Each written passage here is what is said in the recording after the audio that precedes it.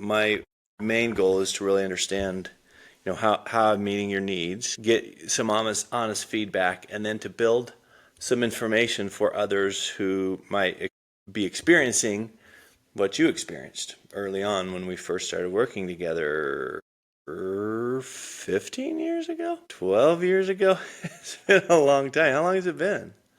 Well, he passed away in 2012, Okay, right? that's 13. Yeah, about 13 years. I remember if he was still around when Yeah, when we first met, he was still around. Yeah, I mean, he was kind of towards the end. I didn't have any then to manage. No, So you. I don't know why Don sent me to you. Yeah, I don't know. You know what? I think you had an annuity. If I Oh, remember right, you had like an annuity or something, and we were and talking I about that, and you had questions about it or something. and I where that was even from. I forgot everything. All I remembered is I had the stock. Yeah, that's right. You had Chevron stock. Uh-huh. Yep. Yep. I remember all that. So yeah, that's been so I get it, JoAnn, like I'm taking you back into the cobwebs of your I brain, and that's okay. That's okay. When you're under high stress, you don't really remember Yeah. all of those things. Yeah. It's like I'll talk about some things, and Amber will come up with completely different things that I went, really? Did that happen? Interesting. Interesting. Interesting. No, see, I really love working in this space with women who have lost their spouses, and I have a lot of clients who are in that situation. Well, and you know what? Most of them don't know really what to do. Mm, So they need somebody that's, I don't know, listening ear and trying to help you. It's interesting when Ed showed up in the picture, it was like, boy, there's a lot of people trying to control your life, and some of them are swaying you to different things. I had at one point with John's insurance, I had somebody say, well, you need insurance on yourself. mm, mm. So I was paying this insurance, and he's going, no, you don't need that. Like, who are you insuring? You're not What, insuring.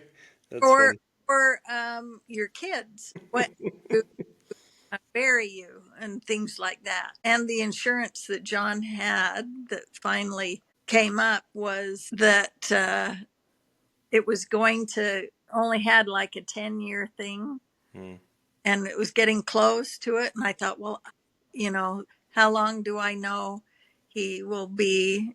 He could be forever. So we split the insurance, and I had to pay like $800 a month to keep up on that policy, to keep mm.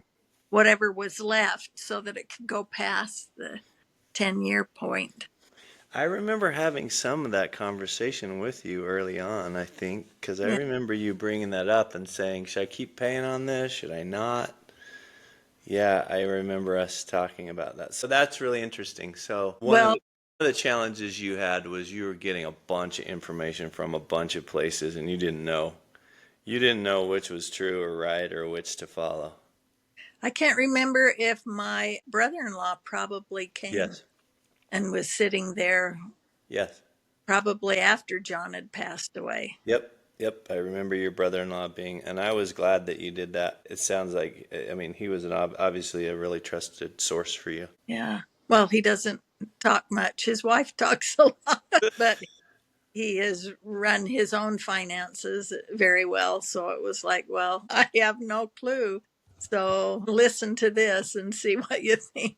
So is that one of the biggest challenges you faced early on was just finding good trusted resources? Well, I wouldn't ask anybody in my family. So, yes, I guess I looked to see who would be probably better at how their life's turning out and if they're in control I and see. if give any advice. Yeah, the insurance people, they were just trying to figure out how to get more money. I think Mm-hmm. Mm-hmm. smart at the time. So I was throwing away, I don't know, 150 a month or something just for an insurance policy on me.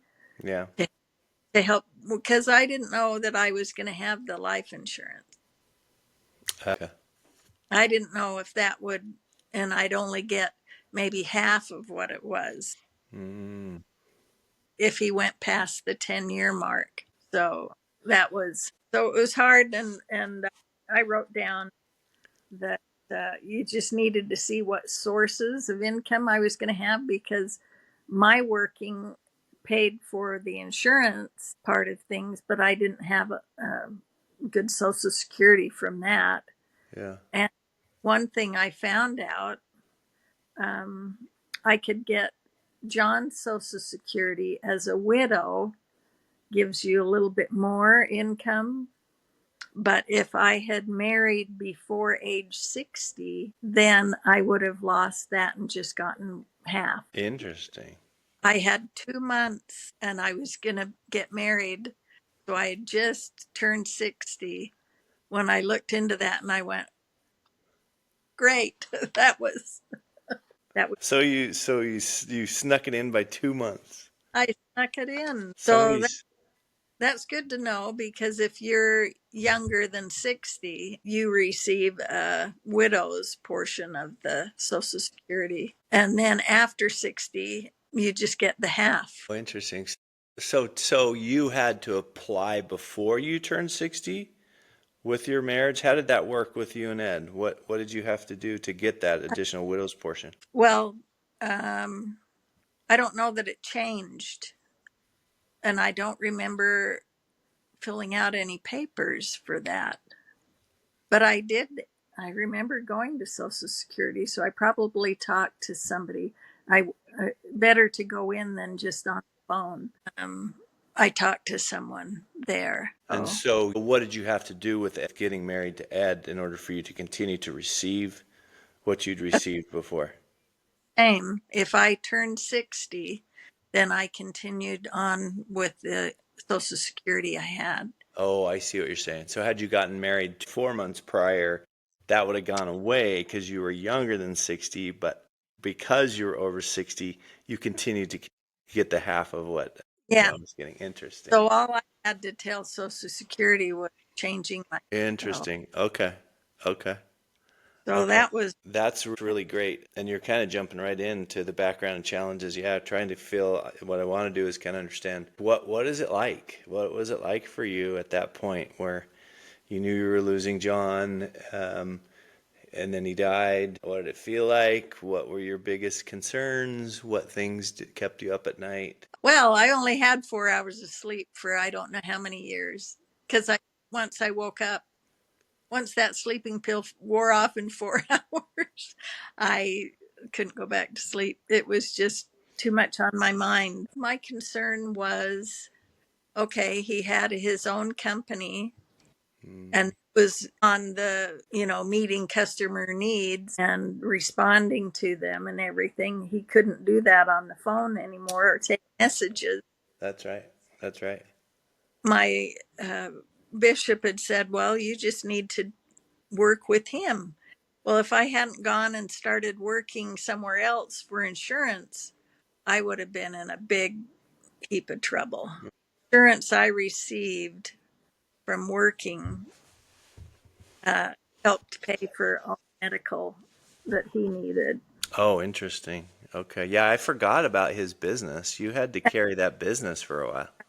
I felt like when I first had the news, I felt like I was living in a sandcastle and all the walls were crumbling down. Mm, And if you up one side, then the other side was going to fall.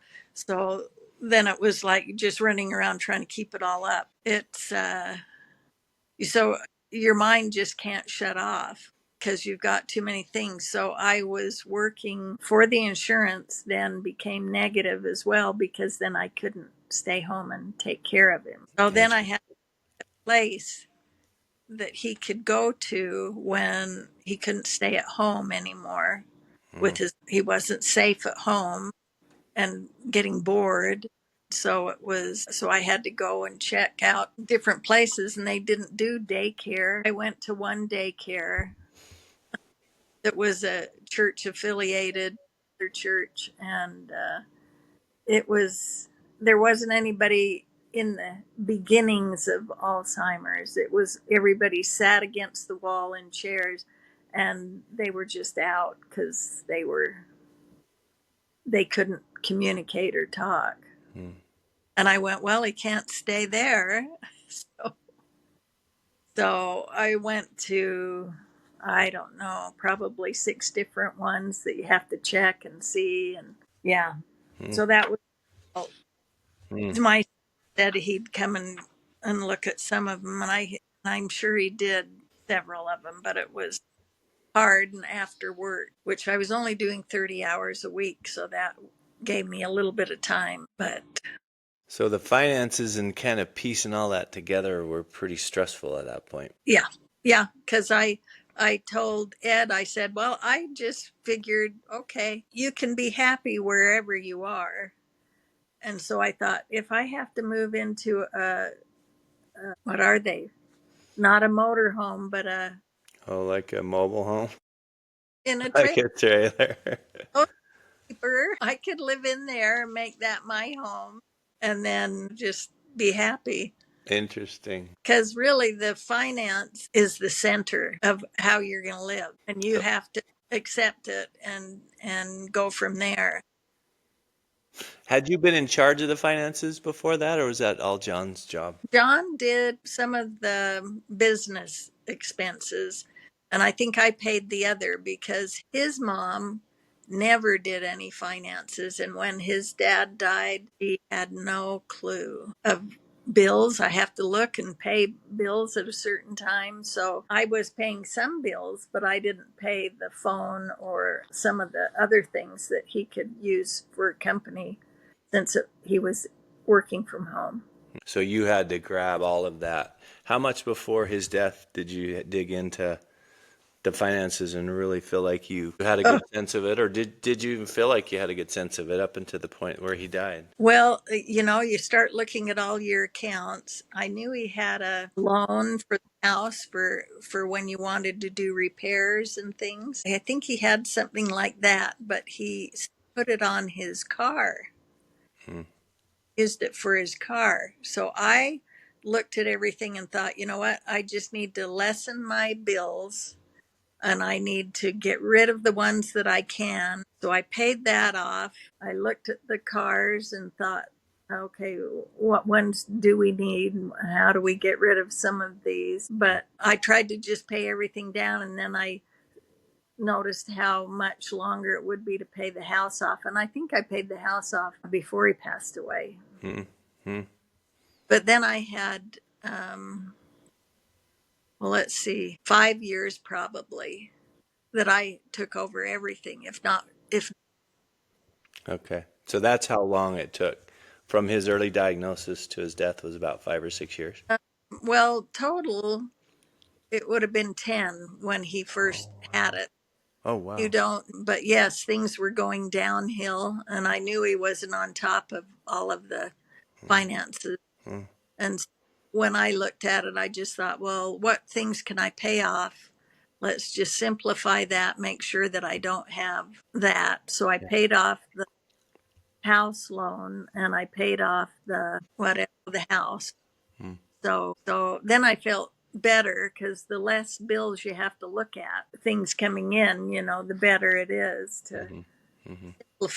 cut things away. So, Joanne, when we first started working together, I mean, I guess we'd done some things prior to his death, like the insurance policy and the annuity, just kind of advising on that. But really, we started to work together when the life insurance money came. So, thinking back at that time and our initial working, like, were there specific parts of or things that I did that really stand out to you as being most helpful, most positive, most useful to you then, or even now, looking with what the things today? But anything that kind of jumps right out at you? Well, either if you're looking at their money that they receive from retirement money or social security money or insurance money that came in, you look at it and you think, now how am I going to live off of that for 40 years or so?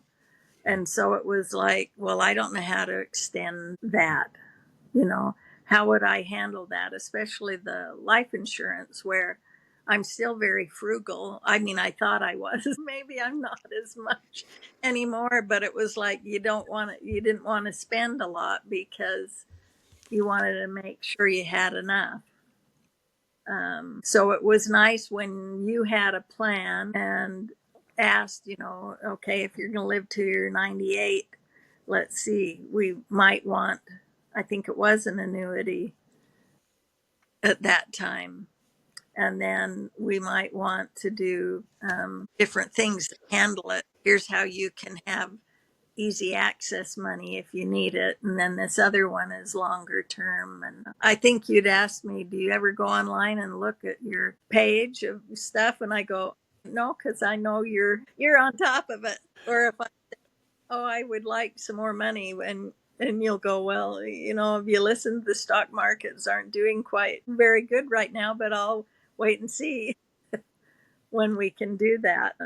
You've set up where I have some that I can have a monthly payment on, so that's been helpful. Very cool. So that plan. Go ahead. Keep going. I don't worry about it because I know you're looking at it, and I have such high stress before, and every day I think I don't have that stress. It's so nice not to have that pressure, and I didn't realize health wise how hard that is on your health. So, yeah, Mitch, I don't really worry about it because I know I have some money and I can get it when I want it, but, or you can advise me what to do. Well, that's very kind. Thank you, JoAnn. That you can see why I love working in this space because I think it makes a difference to people. Oh, I think every time I had met with you, which I do like meeting in person, and now Zoom's not so bad, but before, if it was just a phone call and you couldn't see, I am a visual. I think I like to see your expressions, your eyes, and feel like you're there to help me. Yeah. Have you felt my recommendations have been really personalized to you, specifically to your needs and not just Yeah. generic? No.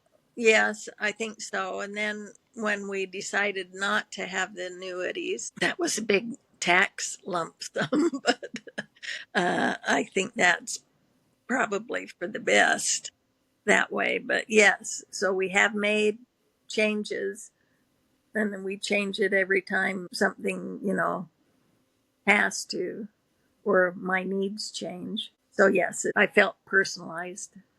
Great.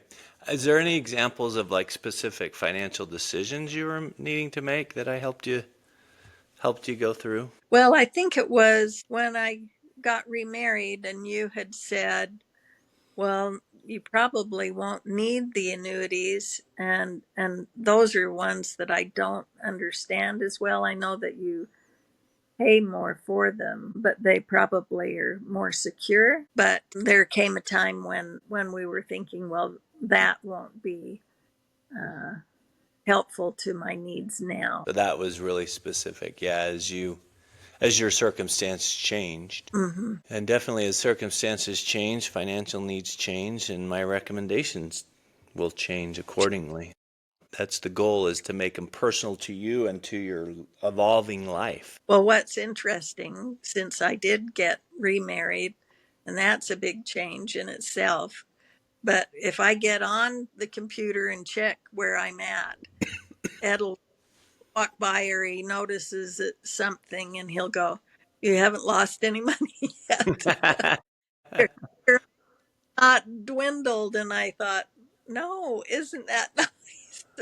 so, so yeah, it kind of stays pretty steady. Yeah, that And is we'll nice. see stock markets keep going, but yeah. Is there anything that with the markets, anything that I do that really helps you feel more understanding with them or comfortable with them or able to kind of play the roller coaster game that comes along with owning investments in the market? Anything specific there that I've done that has really helped you with feeling Well, secure about your money? you will tell me these are shorter term areas and buy all sorts of small business type things into the smaller businesses so that I can get the refund of what are they?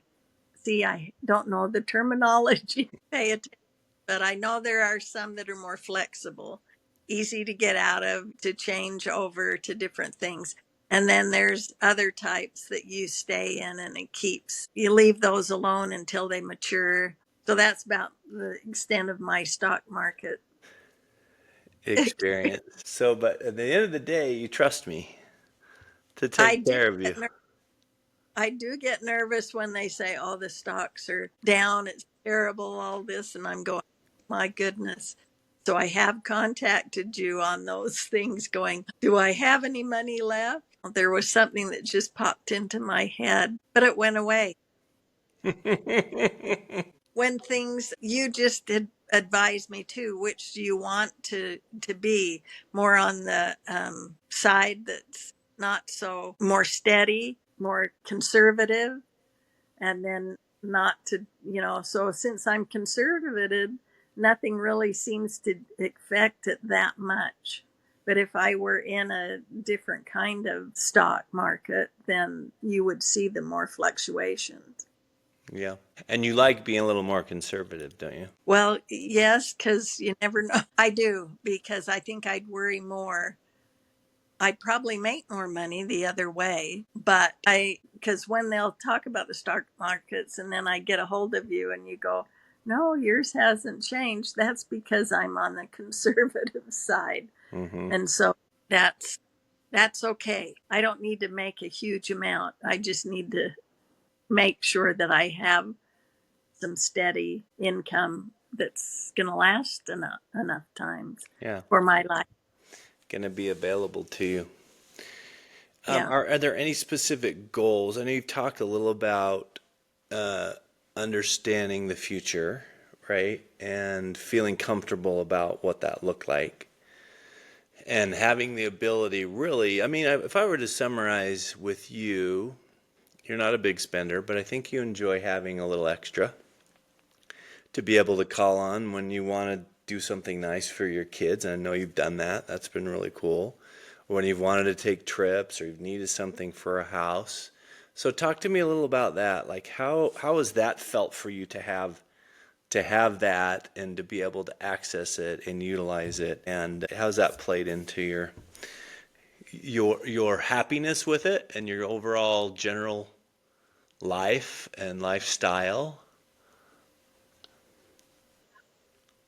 Well, since I had been working with you and I felt the lift of the worry go away, well, never goes away completely, but I just felt more freedom when I finally knew here's what I have to work with. Here's my income, and this is what I have to work with. So that if I went and visited my daughter in Texas, I could treat the whole family to a dinner, and of course it was the Cheesecake Factory or different places, but I thought, okay, I can afford that. I can go do this. I kind of enjoyed the fun it was to surprise somebody with a nice gift, and especially when I had two daughters that needed help getting into homes. And I thought, you know what? I have the amount, I have the money, I can do that. I have a single daughter who had no savings really to be able to switch into something she could buy. So it was such a relief for me to say, that's okay. I have that money.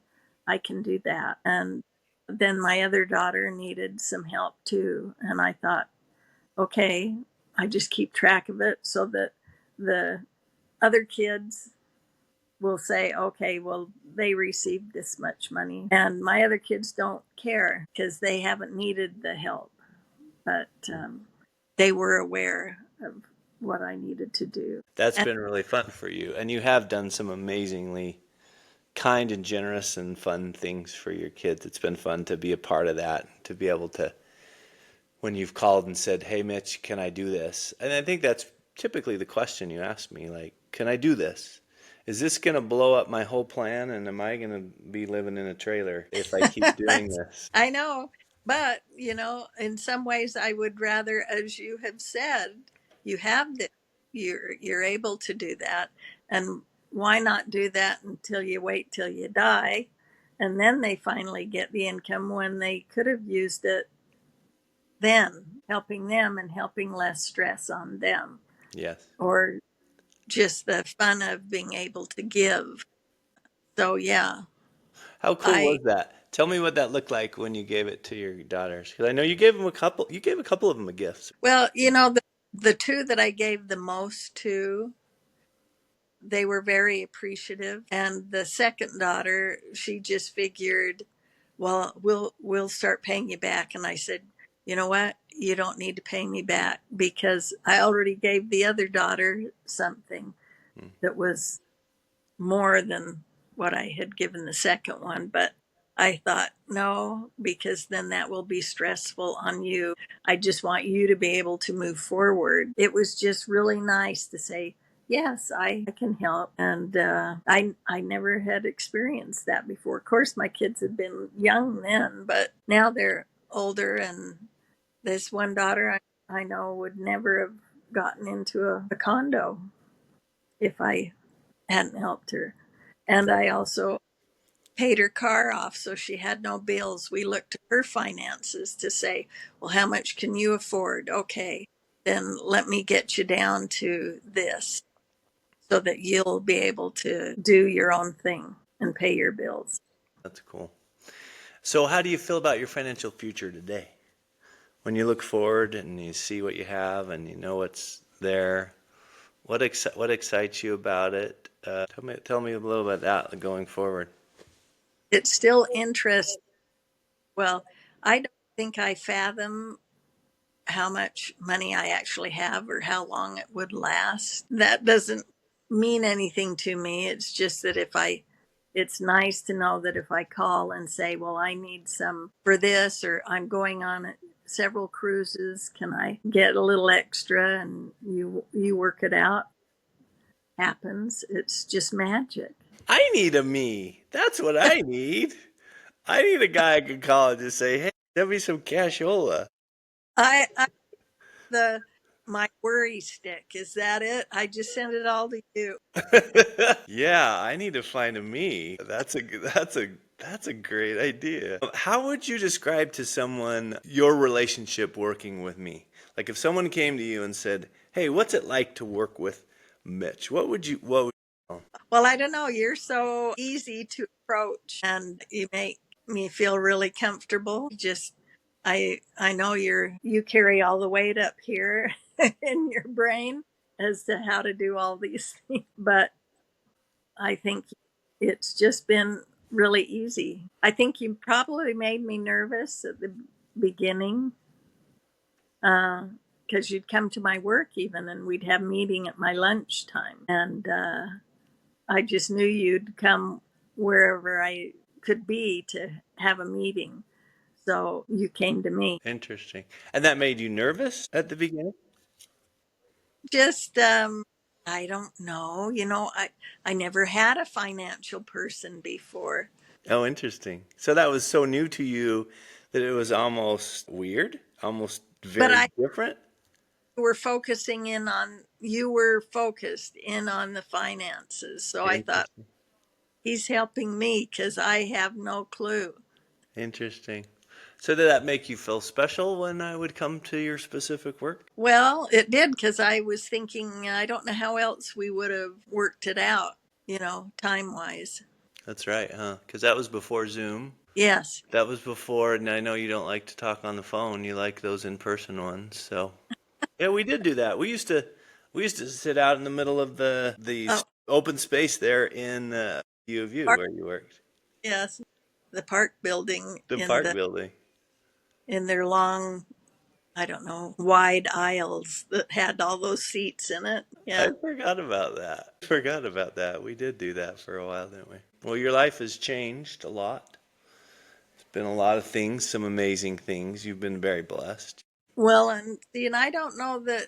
everybody has that opportunity. Had I thought of it at first, boy, if I was still single, I would be spending a whole lot less. And Interesting. You'd be probably spending less because you wouldn't be traveling as much. I wouldn't, So there's just more life to be had. And well, I even felt that after I became a widow. I thought, okay, now I'm here still and I have a life to live. And so I still want to enjoy the life. And so what do I do for that? Where I have a sister that's a widow and she seems to be more into herself or just secluded. I think, well, where's your life? Get out there, do this. So I take art classes and you know, so I don't know. It depends on your attitude of what you're going to be as a widow. You're going to be that loving grandma and person or neighbor, or getting out there and doing something. Find a group that will go on trips and do things with other widows. I think I talked to somebody that I bumped into in my old neighborhood that she must have like 5 widows in her neighborhood now.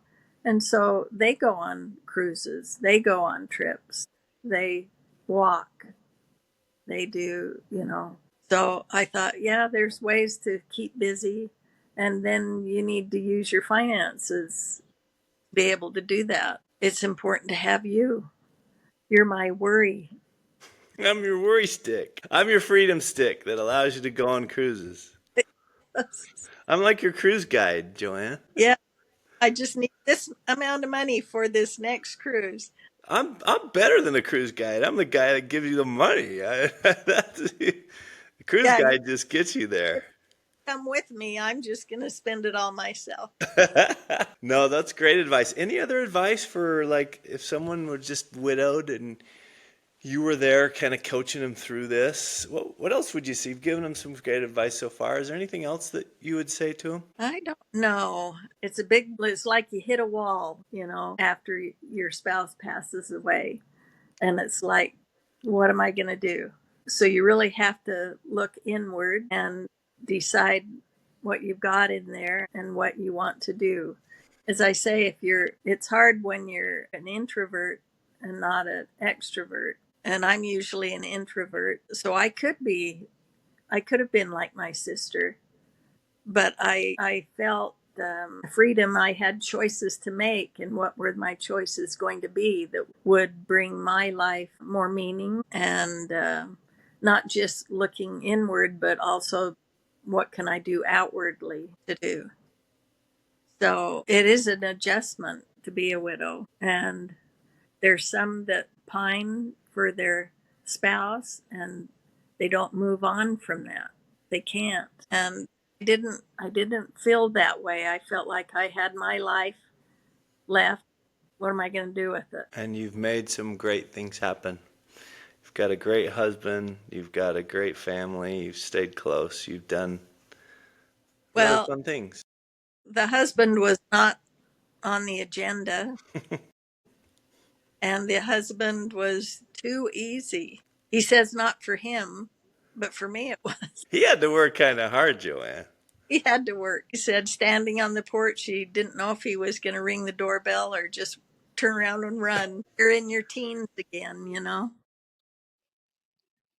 Yes, he did. He's a good man, and you deserve it. And So, we didn't, it was just very awkward, but it was nice to be able to go out with and do something.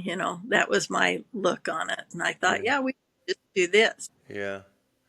No, it's really been fun to be with you in your journey and to see different times of your life. And I mean, I've seen a lot of changes. There's been a lot of pretty significant things happen to you with you during that time. I remember when you were first dating Ed and we would talk and he'd be like, should I be doing this? Like, how's this looking? What's going on? And it was really fun to just kind of be there as a sounding board and as someone who you can just express your feelings to and say, this feels really weird and I'm a little scared and I don't know if I'm going to be able to do this or not. Yeah, and I could talk to you about that. Just because I'm an open book to you, really. You are an open book. You've said a lot of things to me over the years, and it's a special place for me to be able to be that for you and the other women in my practice and in my life, frankly. Well, so it's just not financially, you know, but you have a wisdom and a standard of living and life that I can share everything with you. You're almost my therapist now. Well, that's good to know. Geez, I'm therapying. My wife is a hairdresser, and she says the most of her work is more therapy than it is hair. Yes. And maybe that's mine too. I mean, and that's one of the things I really do love. I love just hearing people's stories, and I love, and when I hear things that maybe they haven't told anyone else, it's a special sacred place for me. And maybe that's why I love this space so much, is because I love to be in that. It's a very Well, it's a sacred spot. I think your space is helping people be able to continue to live and have an advisor on finances, but be able to help someone. And you like doing that. And I remember working at work and I'd think, oh, I have so much on my plate. I just don't know if I can handle it all. But every time somebody would come to my desk and talk to me, I was like, I was at the information desk and everybody would come and discuss all of their stuff. And I'd think, see, they have trouble too. They've got a load. They're handling this and this. I don't think I ever told them what I was handling, you know, because I thought, well, they're going to just express what's really weighing on them. And so it's nice to be able to share that with somebody and say, okay, how can you help me? That's cool. Well, thank you. That's very kind. That's probably the bigger compliment that you can give from anything else you've said. The finances are secondary. The relationship and the need to give people peace and direction is the primary purpose. See, I followed you everywhere. I don't know how many names you've been under. It's changed a few times, sure, for sure. Choice the last time was like, well, do I stay with the company or do I stay with you? And I thought, no, I need to stay with you. Hmm. Hmm. Oh, that's kind. So, No, I appreciate that. yeah, No, this is a business of relationships. Relationships and trust. That's what it's about. yeah. That is it. That's what I do. And not all jobs require the trust part. No, no, I And just so, went to a prospect here, and I'm in St. George this week with our place down here, and so I went to a prospect meeting here, and they've got a couple $1 million, and they've been working their whole lives and getting ready to retire, and I just looked at them and said, "This has got to be really difficult." And it wasn't a personal referral; it was just one that came through, you know, unconnected referral source. And I said, this has got to be hard for you, just meeting me for the first time and me saying, give me all of your assets that you have accumulated for your entire life and trust that I'm going to take care of it and I'm going to use it at your best interest to help to fulfill the life that you want. I said, because they were saying, like, I'm a little nervous. And I'm like, I get it. Like, I don't know that I could do it. It's a big ask for me to go do that. And I really realized it yesterday as I asked more questions about how it felt to deal with what they were dealing with and give millions of dollars to some guy, right? And it's a big ask, and it requires a lot. It requires a lot of personal integrity and ability to help people feel comfortable with that, and for people to trust you. It's I don't know. Being a doctor definitely is important with your physical health, but I think equally is being a financial advisor to help people with their financial health, because a lot of times that is their life. yeah. That is their life, and it's a cool spot to be in. I absolutely love what I do because of that reason. Well, some people think of money differently. Hmm.